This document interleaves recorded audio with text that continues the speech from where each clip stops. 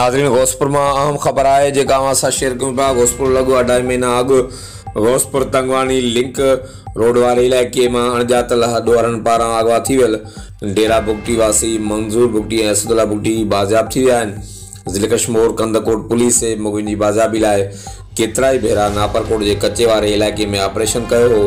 Police मुग़ियुनि खे 2.5 महीननि बाद बाज़ियाब करण में कामयाब थी वई आहे। कश्मीर पुलिस दावा कई है त बिनी बुगटी बिरादरी के मुग़ियुनि खे जमाल वारे इलाइक़े में बाज़ियाब करायो आहे।